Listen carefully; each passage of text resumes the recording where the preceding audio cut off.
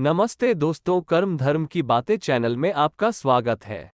इस सृष्टि में जो जन्म लेता है वो निश्चित रूप से मृत्यु के अधीन हो जाता है। दोस्तों, श्री कृष्णा इसका अर्थ समझाते हुए कहते हैं कि इस मृत्यु लोक का हर प्राणी, चाहे हो मनुष्य हो या पशु पक्षी हो या फिर पेड़ पौधा हो, हर सांस लेने वाला प्राणी अपने जन्म के साथ मृत्यु को भी लेकर आता है। हर प्राणी को एक ना एक दिन निश्चित क्षण पर मरना अर्थात अपना शरीर त्यागना ही पड़ता है। मनुष्य को सिर्फ कर्म करने का अधिकार है, फल की इच्छा ना करे। दोस्तों, श्री कृष्णा इसका अर्थ समझाते हुए कहते हैं कि मनुष्य को चाहिए कि फल की इच्छा त्याग कर कर्म को अपना धर्म समझकर करे, क्योंकि जो भी मनुष्य फल प्राप्ति की इच्छा करता है उसका मन फल के बारे में सोचकर अपने कर्म और कर्तव्य से विचलित हो जाता है और उस इंसान को वो फल प्राप्त नहीं होता है जिसकी उसने इच्छा की हुई थी। इसीलिए भगवान श्री कृष्ण कहते हैं कि मनुष्य सिर्फ कर्म कर सकता है, फल कदापि मनुष्य के अधीन नहीं है। जो लोग फल की इच्छा से ही कर्म करते हैं वे लोग सुख दुख आदि के चक्र में फंस जाते हैं और उनकी मना शांति नष्ट हो जाती है। श्री कृष्ण कहते हैं कि मनुष्य अपने फल की इच्छा त्याग कर कर्म को अपना धर्म समझकर करे तो उसको फल अवश्य मिल जाएगा, परंतु उस फल को वो विधान की इच्छा समझकर स्वीकार कर ले। और ज्ञानी व्यक्ति इसी योग को अपनाकर कर्म योगी बन जाते हैं। इस विश्व में केवल शरीर मरते हैं, लेकिन आत्मा अविनाशी है। शरीर के मरने पर भी आत्मा नहीं मरती है। दोस्तों, श्री कृष्णा इसका अर्थ समझाते हुए कहते हैं कि आत्मा ना कभी जन्म लेती है और ना कभी मरती है।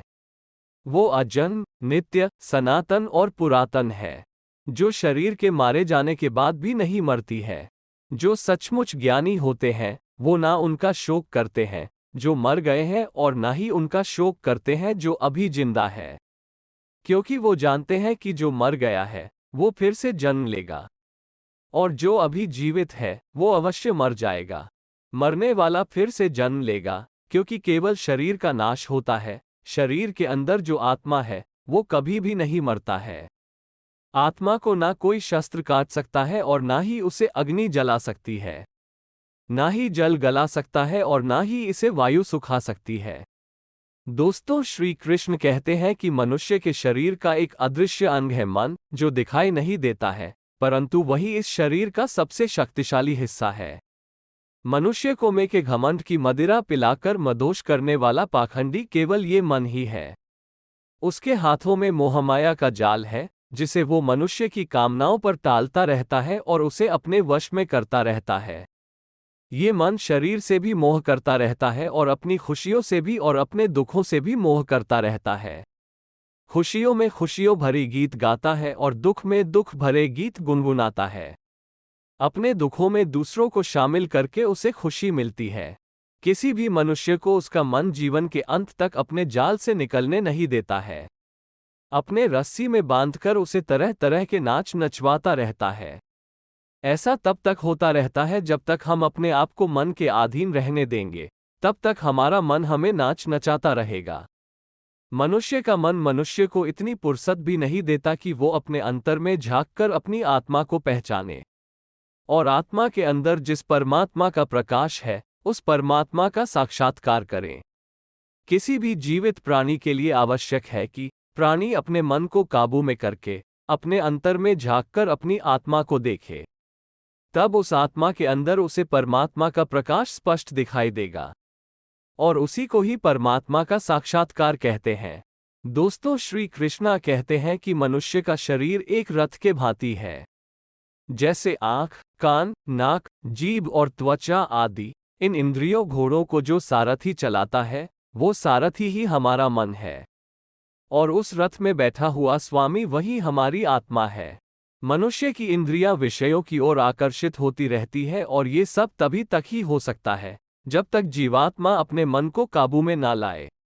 जब तुम स्वयं मन के अधीन ना रहकर अपने मन को अपने अधीन कर लोगे तो वही मन एक अच्छे सारथी की तरह तुम्हारे शरीर रूपी रथ को सीधे प्रभु की चरणों में ले जाएगा। यदि मन तुम्हारा स्वामी है और तुम उसके अधीन हो तो वो तुम्हें माया के बंधन में जकड़ता रहेगा, और जब तुम अपने मन पर काबू पालोगे और उसके स्वामी हो जाओगे तो वही मन तुम्हें मोक्ष के द्वार तक ले जाएगा। श्री कृष्ण कहते हैं कि इस संसार में केवल दो ही वस्तु है, एक शरीर और दूसरा उस शरीर में रहने वाला शरीरी। इस शरीर में रहने वाला जो आत्मा रूपी शरीरी है वो कभी भी नहीं मरता है, और जो शरीर है वो सदा रहता नहीं है। आत्मा एक शरीर छोड़ता है और दूसरा शरीर धारण कर लेता है, बिल्कुल वैसे ही जैसे मनुष्य अपने पुराने कपड़े उतारकर नए कपड़े धारण कर लेता है। आत्मा नित्य है, इसीलिए वो नहीं बदलती, परंतु शरीर नाशवान है। इसीलिए एक ही आत्मा के कई शरीर बदलते हैं। इसीलिए हर जन्म में आत्मा नए नए शरीर धारण कर लेता है। दोस्तों, इसका अर्थ समझाते हुए श्री कृष्ण कहते हैं कि अगर कोई सांप किसी मनुष्य को अकारण काटता है तो उस सांप को उसका पाप नहीं लगेगा, और ठीक उसी तरह शेर दूसरे जानवर की हत्या करता है तो उसका उसे पाप नहीं लगेगा। या बकरी का उदाहरण लीजिए, बकरी किसी की हत्या नहीं करती है और सिर्फ घास खाती है, तो इस कारण वो पुण्य की भागी नहीं बनती है।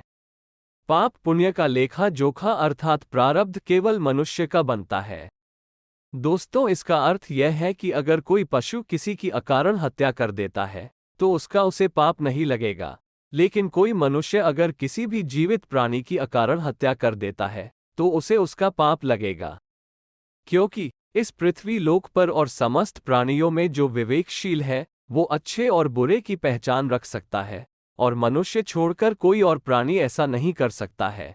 इसीलिए जब मनुष्य अपने पाप और पुण्य जब भोग लेता है तो उसे फिर से मनुष्य की योनि में भेज दिया जाता है। जिस मनुष्य में हारने की चिंताएं कम और जीतने की ख्वाहिशें ज्यादा होती हैं, वो मनुष्य मन से बहुत शक्तिशाली होता है। जीवन में सब कुछ हासिल कर लीजिए या गंवा दीजिए, मगर अपने स्वार्थ के लिए किसी का इस्तेमाल मत कीजिए। जब कोई आपको बताए कि वे आपको पसंद करते हैं तो बहुत खुश न हो। असली सवाल ये है कि कब तक।